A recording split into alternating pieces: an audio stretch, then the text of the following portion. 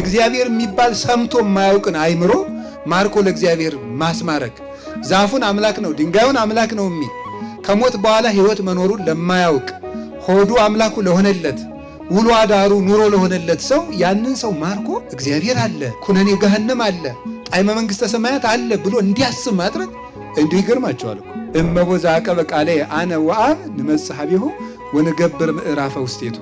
ቃሌን የጠበቀ ሰው ካለ እኔ መጥቼ አድርበታለሁ ማለት እኔ ለብሰዋለሁ አለ። ክርስቶስ የክርስቲያን ልብስ ነው፣ ክርስቲያኖች የክርስቶስ ልብሶቹ ናቸው ማለት ነው። የሚረባ ልጅ ካለ ስጠኝ፣ የማይረባ ከሆነ አትስጠኝ፣ ማኅፀኔን ዝጋው ነው የሚባለው። እንዲሁ ጌታችን ኢየሱስ ክርስቶስ ለቅድስት ወለተ ጴጥሮስ የሰጣት ቃል ኪዳን የጥበቃ ቃል ኪዳን ነው። ጴጥሮስ በጎችን እንዲጠብቅ አንቺ ባለሽበት ቦታ ሁሉ ጠብቂ ብሎ ስም ሰጥቷታል። የክርስቶስ መዓዛ በሚል ርዕስ እንማማራለን። ኃይለ ቃሉን የምናገኘው የሐዋርያው የቅዱስ ጳውሎስ መልእክት ሁለተኛ ቆሮንቶስ ምዕራፍ 2 ቁጥር 15 ላይ የምናገኘው ኃይለ ቃል ነው። ቅዱስ ጳውሎስ እኛ የክርስቶስ መዓዛ ነን ይላል። እኛ የክርስቶስ መዓዛ ነን፣ መዓዛሁ ለክርስቶስ ንሕነ። ለአንዳንዶቹ የሞት ሽታ ነን፣ ለአንዳንዶቹ ደግሞ የሕይወት ሽታ ነን ብሎ ይነገራል። እንግዲህ የክርስቶስ መዓዛው ምንድን ነው? መቼም ክርስቶስ ሽቱ አይረጭም። እንደኛ ሽቱ የሚረጭ ሆኖ የልብሱ ሽታ ማለት አይሆንም። መዓዛ ማለት የክርስቶስ ሽታ ማለት የክርስቶስ መታወቂያ ማለት ነው። ትርጉሙ እሱ ነው። የክርስቶስ መታወቂያ ማለት ነው። የልብሱ ሰው በልብሱ መዓዛ ይታወቃል። እንደምታውቁት ማንኛውም ሰው የራሱ መዓዛ አለው ወይም ጠረን አለው። የተፈጥሮም የተሰጠው የተለያየ 5000 ሰው ቢኖር 5000 አይነት የራሱ የተፈጥሮ ጠረን አለው እና ልብሱን ስናሸት ይህ የገሌ ልብስ ነው ብለን እንለየዋለን ማለት ነው። በልብሱ መዓዛ የልብሱ ባለቤት ይታወቃል። ቅዱስ ጳውሎስ እኛ የክርስቶስ መዓዛ ነን ሲል ልብስ በመዓዛው የማን እንደሆነ እንደሚታወቅ እኛም የክርስቶስ መሆናችን መታወቂያ ነን። የክርስቶስ መታወቂያው እኛ ነን። ሰዎች በልብሱ የልብሱን ባለቤት እንደሚያውቁት በእኛ ሰዎች ክርስቶስን ያውቁታል ይላል ቅዱስ ጳውሎስ ማለቱ ነው። እንደሱ በእኛ ሰዎች ክርስቶስን ያውቁታል። የክርስቶስ ቃዋሚ ምስክሮች ነን። እኛን ያየ ክርስቶስን ማየቱ ነው። እኛ ክርስቶስን እንመስላለንና ማለት ነው። ባኗኗሩ ክርስቶስን ስለሚመስል ጌታም ዘኪያክሙ ተወክፈ ኪያየ ተወክፈ ያለ እናንተን የተቀበለ እኔን ተቀበለ ያለበት ምክንያት እነሱ ፈቃዳቸውን ክደው አይምሯቸውን ለነፍሳቸው ነፍሳቸውን ለፈቃድ እግዚአብሔር አስገዝተው ክርስቶስ በእነሱ ሰውነት እስኪሳል ድረስ ልቡናቸው ሌላ እስከማያስብ ድረስ እግዚአብሔርን ስለሚመስሉ እሱም ፈጽሞ በሰውነታቸው ስላደረባቸው ነው። እና ቅዱስ ጳውሎስን ማየት ክርስቶስን ማየት ነበር። የቅዱስ ጳውሎስን ቸርነቱን ያየ ርኅራኄውን ያየ የክርስቶስን ርኅራኄ ያውቃል። የቅዱስ ጳውሎስን ጠቢብነት ያየ የክርስቶስን ጠቢብነት ያውቃል። የቅዱስ ጳውሎስን ቅድስናውን ንጽህናውን ያየ ሰው ክርስቶስን በዚያ ያውቀዋል። እና እንዲህ ያለ በልበ ሙሉነት መናገር የሚችል ሰው ፈጽሞ ራሱን የካደና እኔነት ጨርሶ የጠፋለት ሰው ነው። በገላትያ መልእክቱ ምዕራፍ 2 ቁጥር 20 ላይ ሲናገርም አንሰ ኢሃሎኩ ወበሕይወተ ክርስቶስ አሎኩ፣ አሁን እኔ የኔ ፈቃድ ተጠቃሎ አልቋል። እኔ አሁን ሙቻለሁ፣ እየኖርኩ አይደለም፣ በእኔ የሚኖረው ክርስቶስ ነው ይላል። እንደዚህ ማለት ምን ማለት ነው? እኔ ሙቻለሁ፣ በእኔ የሚኖረው ክርስቶስ ነው ማለት ቅዱስ ጳውሎስ ሙቶ ነፍሱ ወጥቶ ታስሮ ተገንዞ አይደለም። ለእኔ መኖር አቁሜያለሁ፣ እኔነት ጠፍቶልኛል፣ ራስ ወዳድነት፣ ለስጋ ማደር፣ እንዲህ ያለው ነገር አልቆ ጠፍቶልኛል ማለቱ ነው ቅዱስ ጳውሎስ። እንዲህ ያሉ ሰዎች ናቸው የክርስቶስ መዓዛ ነን የሚሉ። ክርስቶስ ሁሉን አስተካክሎ ይወድ እንደነበረ ኃጥኡን፣ ጻድቁን፣ ቀራጩን፣ አይሁዳዊን፣ አረማዊን አንድ አድርጎ እንደሚወድ ሁሉ ቅዱስ ጳውሎስ ለሁሉ የሚተጋ ነበረ። ለአይሁዳዊ እንደ አይሁዳዊነቱ ይተጋል፣ ለአረማዊ እንደ አረማዊነቱ አብሮ ይተጋል። ያልተገዘረ መስሎ ጣዖት ለሚያመልከው ጣዖት የሚያመልክ መስሎ ለጣዖቱ አብሮ እየሰገደ ከጣዖት ያወጣቸው ነበረ። አይሁዳውያንን ለነሱ ደስ እንዲላቸው እነሱ የሚበሉትን እየበላ እነሱ የሚጠብቁትን ሕግ ግዝረት እየገዘረ እነሱ እንዳይከፋቸው በድካማቸው እየገባ ያመጣቸው ነበረ። ለታመሙት እንደታመሙት እየሆነ ወደ ክርስቶስ ይመልሳቸው ነበረ። ለወንጌል ሁሉን እሆናለሁ ይል ነበር። ጌታ ለእኛ ሁሉን እንደሆነ ጌታ ከወንበዴዎች ጋር የእኛን ሥጋ ወነሳ አርአያ ገብር የባሪያን መልክ ይዞ በተገዥ አርአያ መጣ ብሎ ይላል ቅዱስ ጳውሎስ ፊልጵስዩስ ምዕራፍ 2 ላይ ሲናገር፣ በተገዥ ባህሪ መጣ። እኛን ለምንድን ነው ሰዎች ወደ ልዑል በእግዚአብሔር ባህሪ መድረስ አይቻላቸውም? ባህሪው ረቂቅ ስለሆነ ስለማይመረመር ወደ እግዚአብሔር ባህሪ ማንም መድረስ አይችልም ነበር። ስለዚህ ሰዎች በዚህ ጨለማ ዓለም ውስጥ እየተደነቃቀፉ በጨለማ የሚሄድ ሰው ሳሩን፣ ቅጠሉን፣ ዛፉን እየቧጠጠ ያገኘውን እየጨበጠ እየወደቀ እየተነሳ እንደሚሄድ የዚህ ዓለም ፍጡር ሁሉ ወደ እግዚአብሔር መድረስ ቢያቅተው ለወንዙ፣ ለገደሉ፣ ለሳሩ፣ ለቅጠሉ፣ ለዛፉ፣ ለድንጋዩ እየሰገደ ሲርመሰመስ ነበረ። ያንን ወደ መለኮታዊ ጸጋ መድረስ ያቃተውን የሰው ልጅ ወደ ራሱ ለመመለስና ለመሳብ በራሱ መልክ ክርስቶስ ተገለጠ። በእኛ መልክ መጣና እሱ የእኛን መልክ ይዞ እኛን ወደ እሱ መልክ ይስበን ዘንድ በእኛ መልክ ነው የመጣው። ተወልደ በአምሳሊከ ከመ ይለድከ በአምሳሊሁ፣ አንተን በአርአያው በአምሳሉ ሊወልድህ እሱ በአንተ አርአያ ተወለደ ይላል አረጋዊ መንፈሳዊ ሲናገር። ቅዱስ አትናቴዎስም ይህኑ ቃል ይደግመዋል። አንተን እሱን አስመስሎ በጥምቀት ሊወልድህ እሱ ያንተን ሥጋ ለብሶ መጣ ይላል። ስለዚህ እኛ በተፈጥሮ የተሰጠንን በጥንተ ፍጥረት የሰጠንን ያንን አምሳለ እግዚአብሔርነት ትተነው ነበረ። ንግበር ሰብአ በአርአያነ ወበአምሳሊነ፣ ሰውን በአርአያችን በአምሳላችን እንፍጠር ብሎ የሰጠንን መልክ ትተን ምኑ ነበረ? አላዋቂዎች እንደ እንስሳት ሆነን ነበረ። ሰው መጀመሪያ በአርአያ እግዚአብሔርን የተፈጠረ ኦሪት ዘፍጥረት ምዕራፍ 1 ቁጥር 26 እንደተማርነው ያንን ተወና የሰው ልጅ ወደ አላዋቂነት ወረደ። ምን ይላል? አቅነ የርሶ ለዘይቀንዮሙ፣ ግዛቸው ንዳቸው ተብሎ ለተፈጠሩት ፍጥረታት ራሱን አስገዛ። ሰብሰ እንዘ ንጉሥ ውእቱ ኢያእመረ፣ ሰው ንጉሥ ነበር አላወቀም ይላል ቅዱስ አትናቴዎስ የቅዱስ ዳዊትን ቃል ይዞ። ሰው ንጉሥ ነበር ራሱን ባሪያ ያደረገ። ሰው ክቡር ነበር ራሱን አዋረደ። እንስሳ እንደሌላቸው ልብ እንደሌላቸው እንደ እንስሳት ሆነ፣ አላዋቂ ሆነ። ከዚያ ሊያወጣው ክርስቶስ የእኛኑ ሥጋ ለብሶ መጣ። ውእቱሰ ኢሃደገነ ወኢመነነነ፣ እሱ ግን እኛን እንደጠፉ ይቅሩ፣ ባህሪያቸው ጎስቋላ ነው፣ ምንጊዜም ፍጡር ይሄው ነው ብሎ ትቶን አልቀረም። አጽነነ ሰማያት ወረደ፣ ልዑል ባህሪውን በትሕትና ዝቅ አድርጎ እኛን ወዶ አፍቅሮ ኪያነ፣ እኛን ወዶ ወደዚህ ዓለም መጣና የእኛን ሥጋ ለበሰ። ከእንስሳትነት ጠባያችን ለማውጣት በእንስሳ ባህሪ ተገለጠ። በእንስሳት መካከልም ተወለደ። እንደኛ እየተራበ እየተጣማ አደገ። ከዚያ በኋላ እሱ ከፍ ብሎ ተሰቀለ።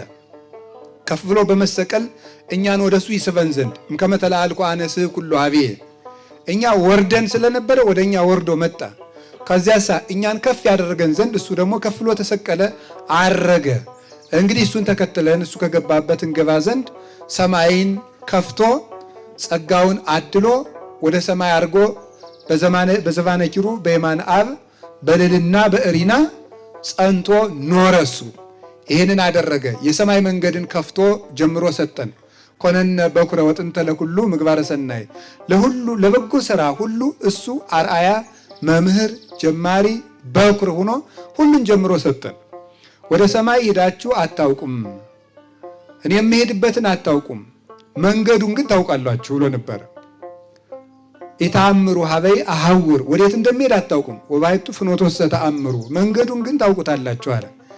እኔ ወደምሄድበት ሄዳችሁ አታውቁም፣ መንገዱን ግን ታውቁታላችሁ። እኔ የምሄድበት ማለት እናንተ ወደ ሰማይ አርጋችሁ አታውቁም ነው። እናንተ ወደ ሰማይ አርጋችሁ አታውቁም። ወደ ልዕልና ነፍስ የሚያበቃችሁን ወደ መንግሥተ ሰማያት የሚያደርሳችሁን ሃይማኖት፣ ንጽሕና፣ ትሕትና፣ ልጅነት፣ ቅድስና፣ ፍቅር ግን አሳይቻችኋለሁ። ሀገሩን አታውቁትም፣ መንገዱን ታውቃላችሁ። ወደ ሰማይ ሂዳችሁ አታውቁም፣ የሰማይ መንገድ ግን አሳይቻችኋለሁ ብሎ ሁሉን ጀምሮ እንግዲህ ምን አለ? ተማሩ እኔ ስማኔ የዋህ ውትውት በውስተ ልቤ፣ ከእኔ ተማሩ እኔ በልቤ ትሁት ነኝ። ከኔ ተማሩ ብሎ አርአያውን ሀደገ ለነ ማይተቦ ብሎ ቅዱስ ጴጥሮስ እንደነገረን አሰረ ፍኖቱን ለኛ ጀምሮ ሰጠን፣ ፍለጋውን አሳየን እንድንሄድ። ክርስቶስ በእናንተ ክርስቶስ ሀመ በእንቲአክሙ እናንተ ፍለጋውን ትከተሉ ዘንድ ክርስቶስ ስለ እናንተ መከራን ተቀበለ ይላል ቅዱስ ጴጥሮስ። ያን ፍለጋውን ሰጥቶን ንዑ ትልውኒ ብሎ እኔን በግብርም ተከትላችሁ ኑ ብሎ ሁሉን አሳይቶን ወደ ሰማይ አረገ። ከዚያ በኋላ ቅዱሳን ሐዋርያት እሱን መስለው እነሱን ያየ ሁሉ ይሄ ሰው የክርስቶስ ነው ብሎ ያውቀው ነበር። ታስታውሳላችሁ? የጸሎተ ሐሙስ ዕለት ማታ ቅዱስ ጴጥሮስ በርዶት ሳለ ጌታ ተይዞ ሳለ እሱ በርዶት ከአይሁዳውያን ጋር እሳት ሲሞቅ አንዲት ሴት ሄደችና አንተ ከሱ ጋር አልነበርክም አለችው። ኧረ እኔ አልነበርኩም ሲላት አነጋገርህ ያሳውቅብሃል አለችው።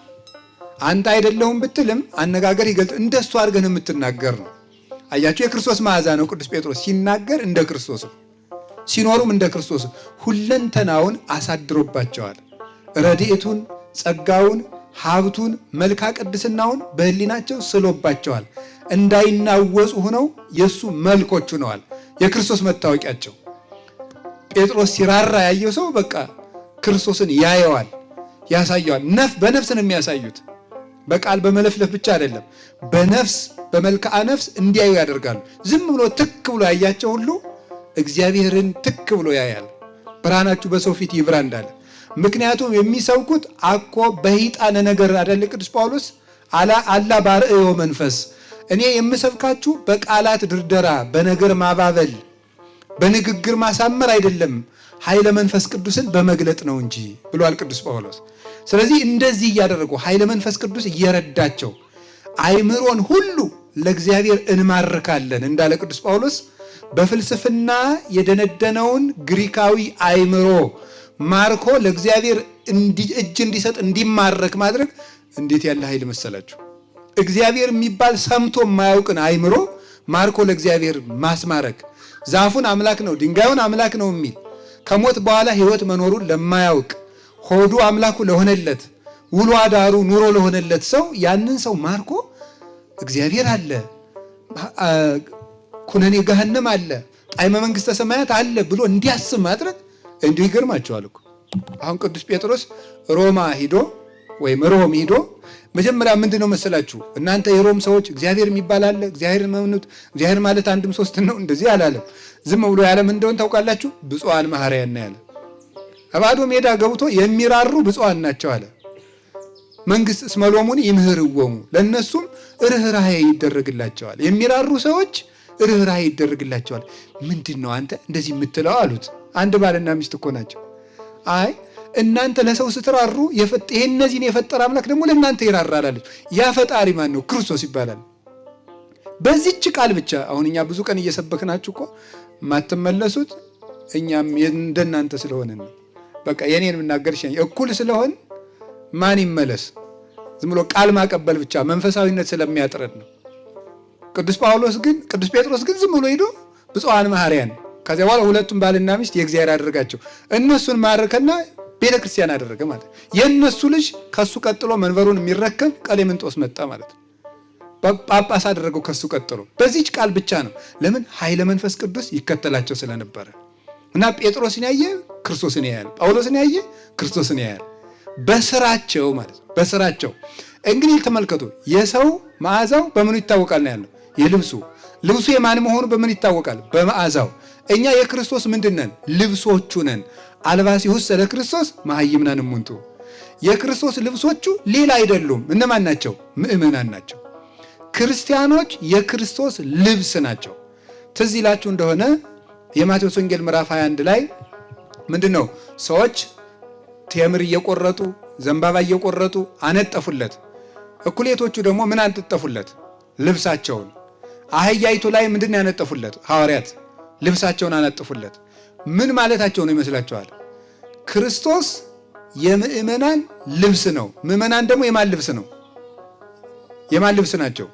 የክርስቶስ ልብስ ናቸው። ክርስቶስ የምእመናን ልብሳቸው ነው። እለተጠመቅሙ ክርስቶስ ለበስክሙ ይላል ቅዱስ ጳውሎስ ገላትያ ምዕራፍ 3 ቁጥር 27 ላይ የተጠመቃችሁ ሁሉ ክርስቶስን ለብሳችሁታል ይላል። አንድ ሰው በ40 ቀን በ80 ቀን ሲጠመቅ ክርስቶስን ይለብሳል። ከዚያ ደግሞ ይሄ ክርስቶስን በ40 ቀን በ80 ቀን የለበሰ ክርስቲያን ስራ እየሰራ ሲሄድ ደግሞ ምን ያደርጋል?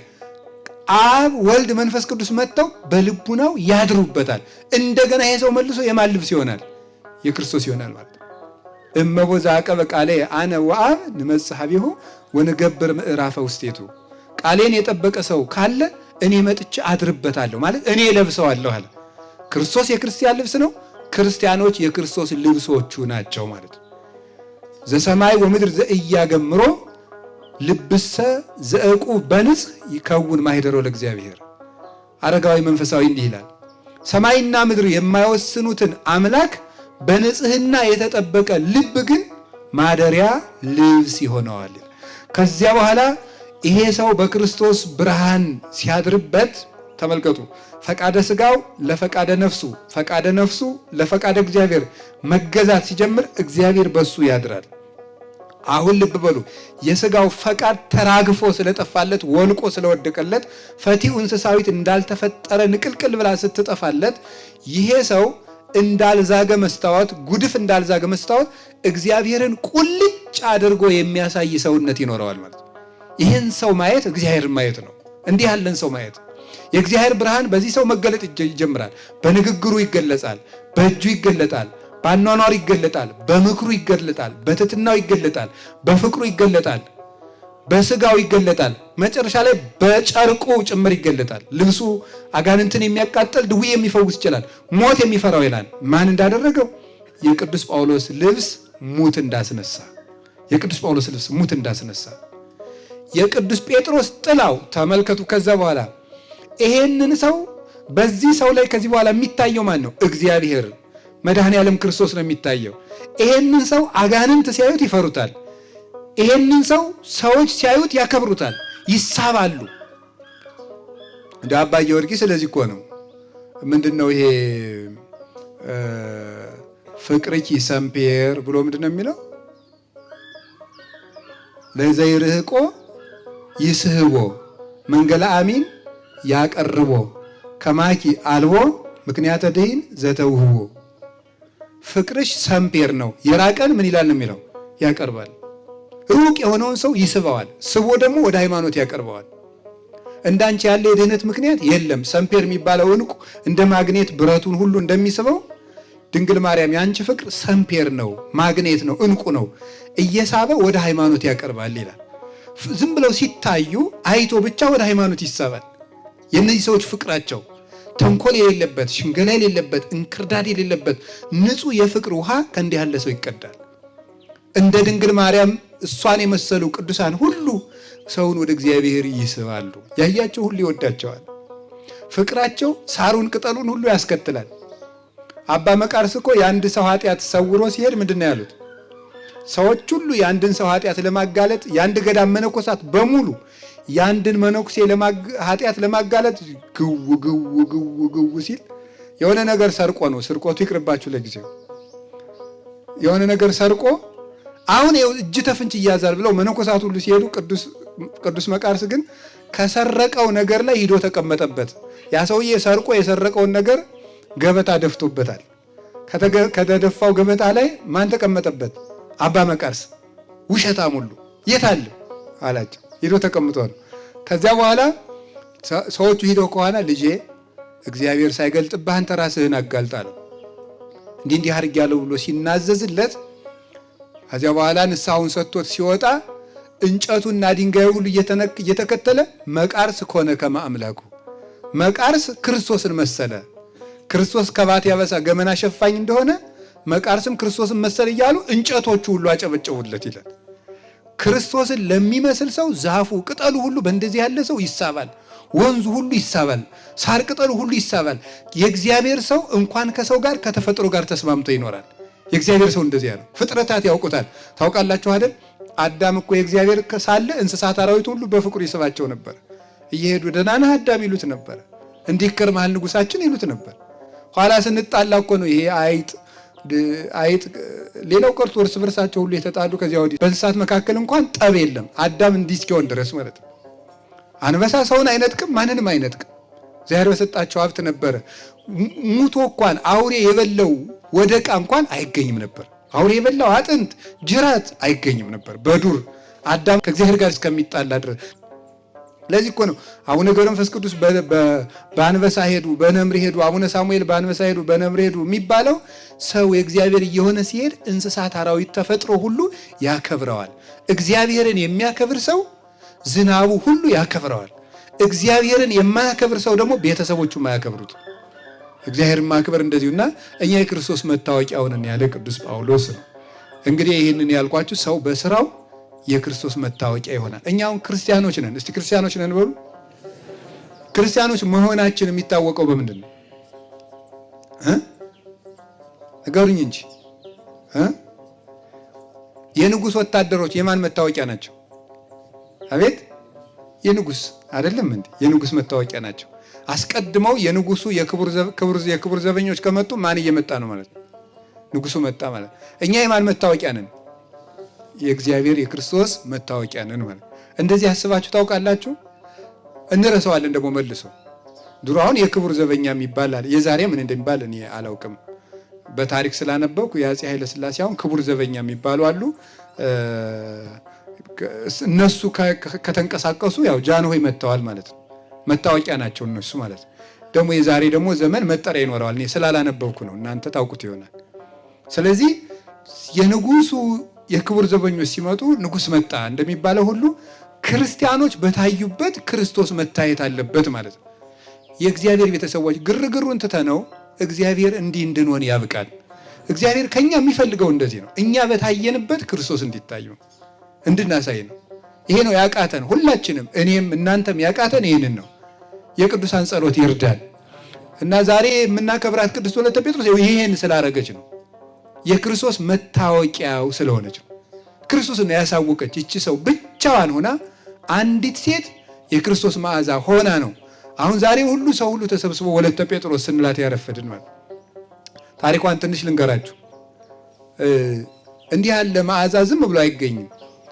እናታችን ቅድስት ወለተ ጴጥሮስ ከመልካም ቤተሰብ ነው።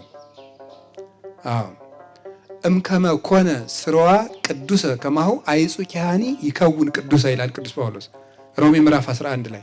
ስሩ መልካም ከሆነ ቅርንጫፉ ምን ይሆናል? መልካም ይሆናል። ወይራ ምንድን ነው የሚያፈራው? ወይራ። እሬት ምንድን ነው የሚያፈራው? እሬት። እንዶድ ምን ያፈራል? እንዶድ። ሙዝ ምን ያፈራል? ሙዝ። ዛፍ የስሩን ነው የሚያፈራ። እናት አባት መልካም ሲሆኑ ልጅ መልካም ይሆናል። ከመልካም መልካም ዛፍ መልካም ፍሬን ያፈራል እንዳለ ጌታ። ወኩሉ እጽ ሰናይ ሰናይ ፍሬ ይፈሪ ወኩሉ እጽ እኩይ እኩይ ፍሬ ይፈሪ። ክፉ ዛፍ ክፉ ፍሬን ያፈራል፣ መልካም ዛፍ መልካም ፍሬን ያፈራል። ትውልደ ጻድቃን ይትባረኩ። መምህር በደቀ መዝሙሩ ቡሩክነት ይታወቃል። እናት አባት በልጆቻቸው ቡሩክነት ይታወቃሉ። ታወቂያ ነው። እግዚአብሔር በዚህ ነው ይባረክ። አሁን የቅድስት ወለተ ጴጥሮስ እናት አባት ባህር ሰገድና ክርስቶስ ባያ ይባላሉ። እናት አባቷ ባህር ሰገድ አባቷ ነው፣ ክርስቶስ ባያ እናቷ ናት። ይሄ ሰው እነዚህ ሰዎች ፍጹም የተባረኩ ባለትዳሮች ናቸው። ፍጹም እግዚአብሔርን የሚፈሩ አስራታቸውን አውጥተው ቅዱስ ሥጋውን ክቡር ደሙን ተቀብለው ለተራበ አብልተው ለእግዚአብሔር ተገዝተው ለድሃ ራርተው የሚኖሩ ፍጹማን ናቸው። በፍልሰታ ይሄ ሰው ባህር ሰገድ እዚህ እየመጣ ሱባኤ ያሳልፍ ነበር። እዚህ ገዳም ማለት ነው።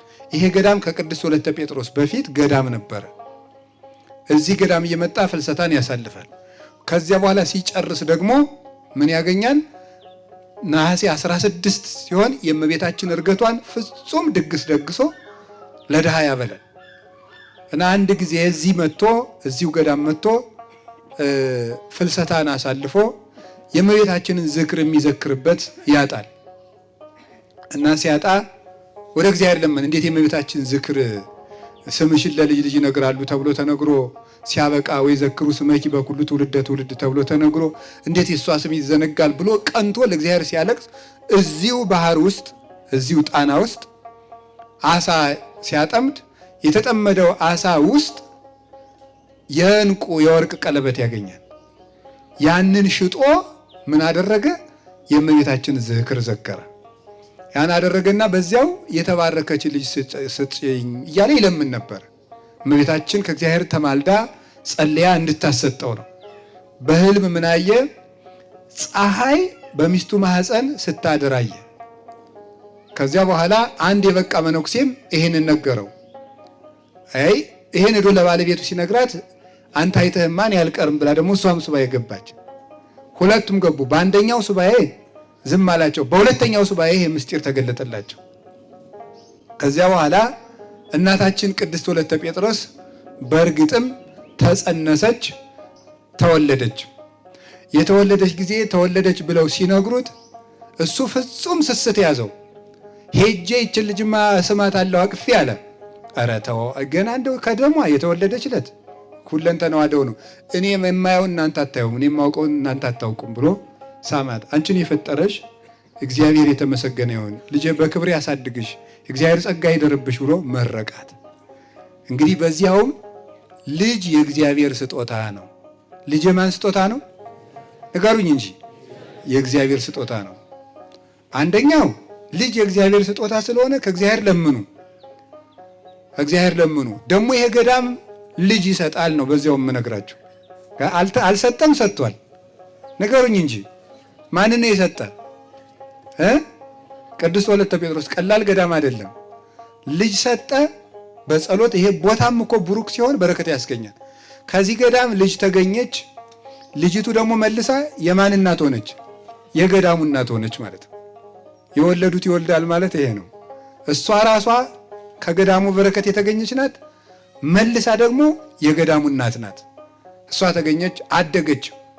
አባቷ እሷን ከዙፋን ላይ አስቀምጦ ሰይፉን ይዞ ነገስታትን ሰራዊቶቻቸው ሁለት እግራቸውን ገጠም አድርገው ቆመው እጅ እንደሚሰጧቸው አይታችኋል። ፖሊስ ሰላምታ ሲሰጥ አይታችኋል። እኔ አይቼ አውቃለሁ፣ ግን መንገድ ለመንገድ ግን እንዴት እንደሚሰጡ አላሳይም። እኔ ወታደር ስላልሆንኩ ማለት ነው። ግን በመንገድም አይቻቸው አውቃለሁ። እንደዚያ እያደረገ ይሰጣት ነበረ። ለሕፃኒት እኮ ነው። ከገና በእግሯ ሳትሄድ አስቀምጦ ከዙፋን ላይ እንደ ወታደር ሰላም ይሰጣታል። ለምን? የኔ ልጅ ንግስት ናት ብሎ ማለት ነው። እንደዛ አድርጎ በፊቷ ንጉሱን ሰራዊቱ እንደሚያጫውቱት ያጫውታት ነበረ። ከዚያ በኋላ ስታድግ ሀገራቸው ደዋሮ ፈጠጋር ነው፣ ሸዋ ነው አይደለም? ይሄ ከዚያ ነው የሚነሳው የተወለደችው። ከዚያ መጥቶ ተወለደች።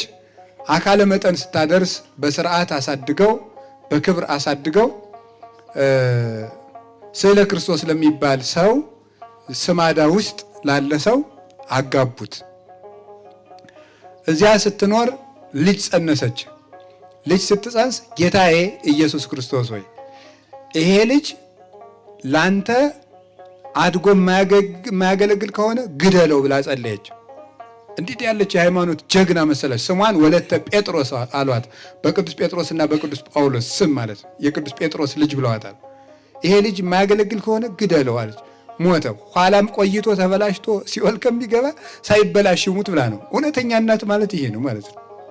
ልጅ ዝም ብሎ ስጠኝ አይባልም። እውነቴን አሁን ልጅ ያልወለዳችሁ ካላችሁ ስጠኝ ብትሉት እግዚአብሔር ይሰጣችኋል። ግድ ስጠኝ ግን አትበሉ። የሚረባ ልጅ ካለ ስጠኝ፣ የማይረባ ከሆነ አትስጠኝ፣ ማህፀኔን ዝጋው ነው የሚባለው። እንዲያው እናታችን እግዚአብሔር አቡነ ተክለ ሃይማኖት እናትም እንዲያ ብላ ነው የጸለየች። አንተን የማያገለግል ልጅ ከሆነ ማህፀኔን ዝጋው። ቅድስት ወለተ ጴጥሮስ ደግሞ ቆይቶ የማያገለግል ልጅ ከሆነ ግደለው፣ ሞተ። ሁለተኛም ጸለየች፣ ተወለደም። ክርስትና እየተነሱ ነው ደግሞ የሚሞቱ። ክርስትና ታስነሳና ይሞታሉ፣ ክርስትና ታስነሳና ይሞታሉ። እንዲህ እያደረገች ኖረች። ከዚህ በኋላ እዚያ ባለትዳር ሆና በቆየችበት ጊዜ እንደ ክርስቶስ ለጋስ ነበረች። እንደ ክርስቶስ ለሁሉ እንደሚሰጥ ለጋስ። አንድ ነገር ልንገራችሁ የእግዚአብሔር ቤተሰቦች፣ የእግዚአብሔር የመጀመሪያ ስራው ምን ይመስላችኋል? መስጠት ነው። የእግዚአብሔር የመጀመሪያ ስራው ምንድን ነው? ንገሩኝ እንጂ። መስጠት። ሰማይና ምድርን ሰጠ ማለት ሰጠ። ከዚያሳ ለምድር ጽጌያትን ሰጠ። ለነዚህ ደግሞ ለጠፈር ደግሞ ምን አደረገ? ከዋክብትን ጌጥ አድርጎ ሰጠ። ለሰው ደግሞ ዘላለማዊ ሕይወትን ሰጠ። በመስጠት ነው እግዚአብሔር ስራውን የጀመረ። ሰማይና ምድር ራሳቸው ስጦታ ናቸው። የእግዚአብሔር የመጀመሪያ ስራው ስጦታ ነው። የሚሰጥ ሰው እግዚአብሔርን ይመስለዋል። ቅድስት ወለተ ጴጥሮስ በስጦታዋ እግዚአብሔር የምትመስል ለጋስ ነበረች። በሙሉ ካህናት ማሕሌት በቆሙ ቁጥር ደግሳ የምታበላ ነበረች እና ሰራተኛዋ፣ በድሮ አነጋገር ገረድ የሚባለው ሰራተኛዋ ይህን ቄስ ማብላት ሰለቸኝ አለች። አንዳንድ ሰው የሌለ ምን አባቱን እዚህ ጠምጥሞ እየመጣ ይበላል የሚል ሰው አይጠፋም ማለት ነው። እኔ ለፍቼ ሰርቼ ቄስ ነጫጩን ለብሶ መጥቶ ይበላል ትላላችሁ እናንተ እንኳን አትሉ። እና ምን አደረገች መሰላችሁ? ቅድስት ወለተ ያውን የካህናትን ሆድም ይገመግማል። ነውር ነው በእውነት። በተለይ ምእመናን ሰታችሁ አትገምግሙ፣ አብልታችሁ አትገምግሙ። ማስከርም ያለመዳችሁ እኮ እናንተ ናችሁ። መጠጥ ይለው ቄሱ አይውቶት የማያውቀውን መጠጥ ያስለመዳችሁ እናንተ። ድሮ ጠላ ብቻ የሚያውቀውን ቢራ አስለመዳችሁት። ቢራ ብቻ የሚያውቀውን እኔ ስለማላውቀው ንገሩኝ፣ ምን አስለመዳችሁት? ቀጥሉ። እሱን ብቻ የሚያውቀውን ምን አስለመዳችሁት? ይኸው ከዚያ በኋላ ቄስ ግብረ ሰላም ሁሉ መርጦ እንዲሄድ አደረጋችሁት ማለት ነው። ይሄ ከእናንተና ቤት የሚቀርበው እንትን ነው እንዲል አደረጋችሁት። ያበላሻችሁን እኮ እናንተው ናችሁ። ቄስ ቢበላም እንደው ዞር ብላችሁ አትዩት። እመቤቴን አቅርባችሁ ዞርን ማለት ነው። አይን እያያችሁ አንዳንዶቻችሁማ ፎቶ ደግሞ እንዴ ነውር አይደለም እንዴ? ነውር እንዴ? እኔ አሁን የፎቶ ብታነሱኝ አልበላም። ምን ጨነቀኝ? እኔ ፎቶ የምነሳ አባ ጸሎተኛ ናቸው ቢሉኝ እንደ ስጸልይ ቢያነሱኝ ደስ ይለኛል። ባልሆንም ቢሆን ማለት ነው። እኔ እየበላው ታነሱኛላችሁ። እየበላው አጎራረሴን እስቲ አባ ሲጎርስ እንድባል ነው የምትፈልጉት እንዴ? አቤት አጎራረስ እንዴት አድርጎ ዋጣው እንድባል ነው ፎቶ የምታነሱኝ? ለካህናት አቅርቦ ዞር ነው የሚባለው እንጂ ዝም ብሎ ካህናትን ቁጭ ብሎ አይነን እያዩ ዝም ብሎ አቤት ይሄ ዋጮ ቄስ እያላችሁ ባታበሉ ይሻላል ማለት ነው። እንደገና ደግሞ መገምገም እንዴ! እውነቴን ነው። ጥረው ግረው እኮ ነው። እስቲ ቁማችሁ አድራችሁ ቁማችሁ ዋሉ። እስቲ እውነቴን ነው። ይሆንላችኋል። እየጮሁ ማደር። እናንተ ስንት ሰዓት ነው እንደው ሰዓታት ስትሄዱ ጽጌ ሄዳችሁ ስታድሩ ዝም ብላችሁ ቁማችሁ እስቲ ደሩ። እንደነሱ ቁማችሁ ዝም ብላችሁ እስቲ አንጉት ትችላላችሁ? እናንተ እኮ እያረፋችሁ ሐወረ በኋላ ለለለለ እያላችሁ ነው እኮ እናንተ አረፍ እያላችሁ እየቆያችሁ ማለት ነው። እነሱ እኮ እረፍት የላቸውም። እና ቅድስት ወለተ ጴጥሮስ ምን አደረገች መሰላችሁ? ሰራተኛዋ ካህናትን ስትሰለችባቸው ወስዳ ሌሊት ሰዓታቱንና ማሕሌቱን አሳየቻት። አየሽ እነዚህ እንደዚህ ሲሉ ነው የሚያድሩ አለቻት። ይቅር በለኝ መድኃኔዓለም ብላ ተመለሰች ሰራተኛቱ።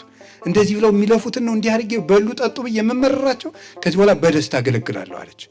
በደስታ እያገለገለች እየዘከረች እያበላች እያጠጣች ቆል መጨረሻ ላይ ልቧ በፍቅረ ክርስቶስ ተነደፈ። እኔ እንደው ጌታዬ ብትፈቅድልኝስ በምንኩስና መኖር እወድ ነበር ብላ ለመነች። እንዲህ ስትለምን ማን ይወስደኛል አዳ እያለች ስትለምን 3 መነኮሳት በዚህ ያለፉ። እዚያ በኋላ ይዘዋት መጡ። ወደ ዘጌ ገዳም ይዘዋት መጡ። ወደ ዘጌ ገዳም መጣ።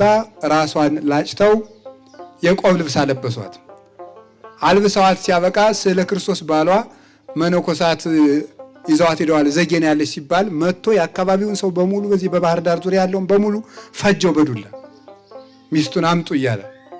እንዲያ ሲፈጅ ምን ይደረጋል? እባክሽን ሰው ሁሉ በአንቺ ምክንያት አይለቅ፣ አንቺ ተመልሰሽ ሂጂ ብለው ማለዷት መነኮሳቱ። እንዴት ብዬ ነው እንግዲህ ከዚህ በኋላ ወደ ክርስቶስ ከወጡ በኋላ ከሱ ጋር የምኖር ሲባል አይኔ አላስቀይማትም ብቻ አብራኝ ትኖር እንጂ አልደርስባትም አለ። ምሉ አልኳል እኔ ሰውየውን አላም ነው ሙሸታም ነው አለች። ግድ የለሽም ተብላ ክርስቶስም እኮ ለሰው ቤዛ ሆኖ ነው የሞተ፣ በአንቺ ምክንያት ሰው ይለቅ ሲሏት ምን አረጋለሁ ብላ ሄደች። አብራ ሳራን ከአቤሜሌክ እጅ የጠበቅክ አምላክ፣ ከፈርዖን እጅ የጠበቅክ አምላክ፣ ርብቃን ከአቤሜሌክ እጅ የጠበቅክ አምላክ፣ እኔንም ከዚህ ሰው ጠበቀኝ ምንኩስና እንዳይበላሽ እያለች ወደ ባሏ ሄደች። እንዴት ያለ እምነት እንዳለ ተመልከቱ ማለት ነው። ከዚያ በኋላ ሂዶ እሱም ሃይማኖቱን ካደና ካቶሊክ ሆነ። እንግዲህ የኢትዮጵያ ኦርቶዶክስ ተዋሕዶ ቤተክርስቲያን ከደረሰባት ፈተናዎች አንዱ 16ኛው ክፍለ ዘመን በጎንደር ዘመነ መንግስት የደረሰባት ፈተና ነው። አንዱ ፈተና ነው። ያም ያደረሰባት ጎንደር ንጉሥ የነበረው አጼ ሱስንዮስ ወደ ካቶሊክ እምነት ራሱን ስለቀየረ ነው። ለወጠ። በዚያ ብዙ ፈተና ተፈትናለች። የቅድስት ወለተ ጴጥሮስ ባሏም ካቶሊክ ሆነ። እሷም በዚህ እያዘነች እዚያም ስትኖር ሰውነቷን አትጠብቅ፣ ሽቱ አትቀባ፣ ራሷን አትንከባከብ፣ ጥሩ ልብስ አትለብስ፣ ራሷን ጣለች። ከዚህ በኋላ አይ እንግዲህ እንዲህ ከሆነ እኔ ምን አደርጋለሁ እንግዲህ ብሎ ሂጅ በቃ አላት። እንዲህ ከሆነ ራስሽን ከጣልሽ ማለት እኔ ምን ትሆኛለሽ ብሎ ሰደዳት። ወዲያው በእግሯ ስትጓዝ ሌሊቱም ሙሉ ከስማዳ ተነስታ ሮቢት ባታ ባህር ዳር ወጣ ብላ ያለችውን ታውቋታላችሁ። እዚያች ደርሳ ተሳልማ አደረች። ያን ጊዜም ያቺ ቤተክርስቲያን ታላቅ ቤተክርስቲያን ነበረች።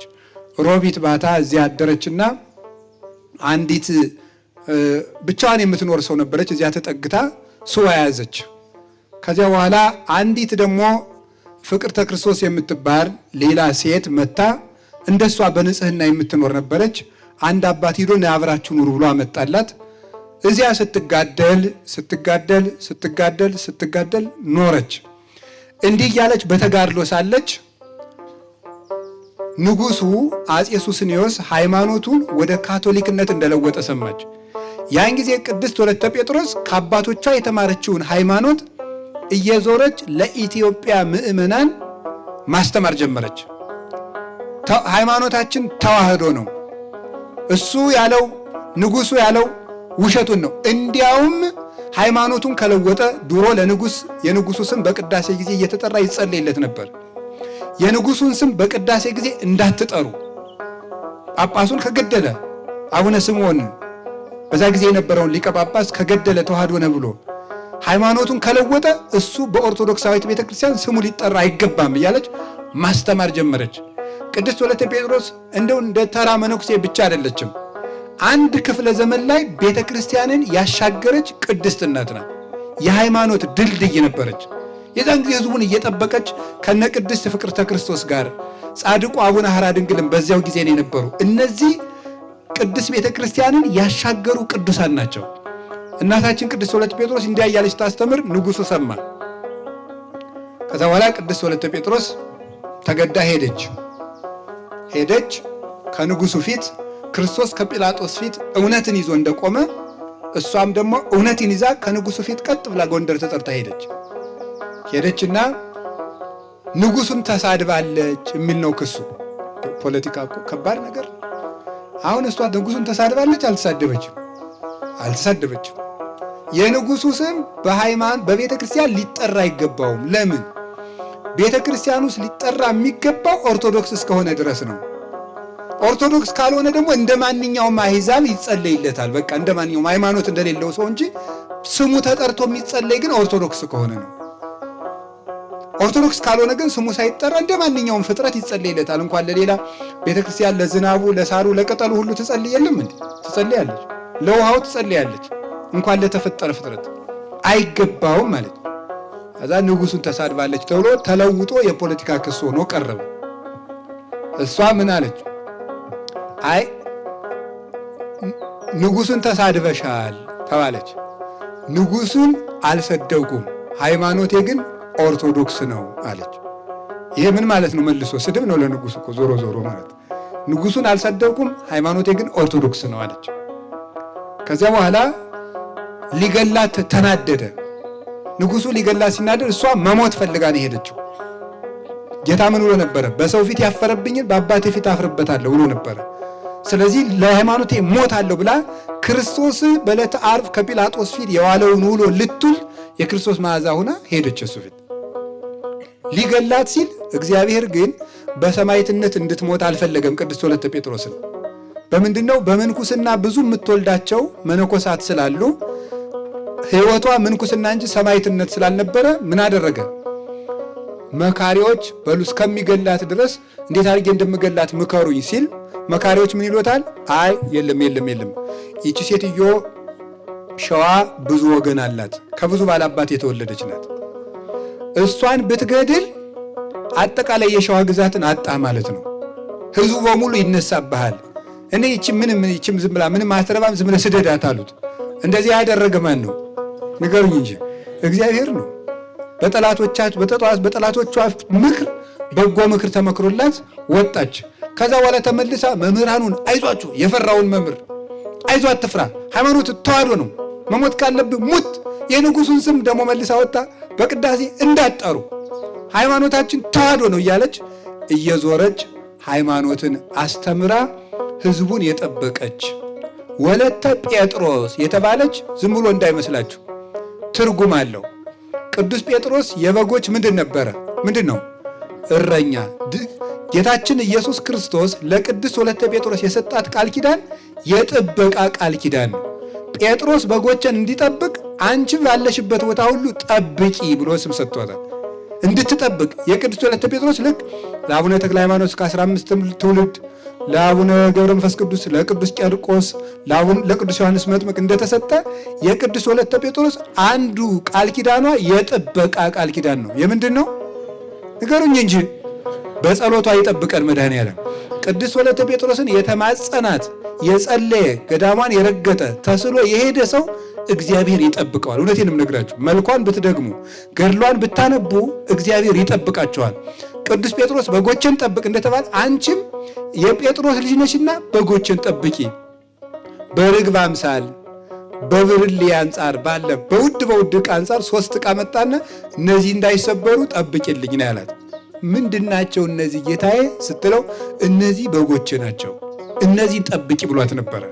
ከዚያ በኋላ ቅዱስ ወለተ ጴጥሮስ በጎቿን እየጠበቀች መናንያንን እያስከተለች ክርስቶስን ትመስለው ነበረ። ስለዚህ ፍርሃት የሚላችሁም ልጅ መውለድ የፈለጋችሁም ያለ ንስሐ አትግደለኝ የምትሉት ቅዱስ ወለተ ጴጥሮስን ተማጸኗት። የቅዱስ ወለተ ጴጥሮስ በረከት ረድኤት አይለየን። ያስተማረን አምላክ ክብር ምስጋና ይግባው። የቅዱስ ወለተ ጴጥሮስ አምላክ ለሁላችን መጽናናትን ይስጠን፣ የታመሙትን ይፈውስልን፣ የታሰሩትን ያስፈታልን፣ የተሰደዱትን ይመልስልን፣ የተጨነቁትን ያረጋጋልን፣ ከሃይማኖት የወጡትን ወደ ሃይማኖት ይመልሳቸው፣ ለሀገር ሰላም ይላክልን፣ የተጀመረውን ሕንፃ ቤተክርስቲያን እግዚአብሔር በቸርነቱ ያስፈጽምልን። በዚህ የምንኑ አባቶችና እናቶችን መድኃኔዓለም ያጽናልን፣ ሁላችንም ያጽናን። እግዚአብሔርን ብላችሁ የመጣችሁ ሁሉ የልባችሁን በጎ መሻት ይፈጽምላችሁ፣ ሰላም ያድርሳችሁ። ከዛሬ ዓመት በሰላም ያድርሰን። ስለ ቅዱስ ወለተ ጴጥሮስ ብሎ ለሀገር ሰላም ይላክልን። ወስብሐት ለእግዚአብሔር። ይቆየን።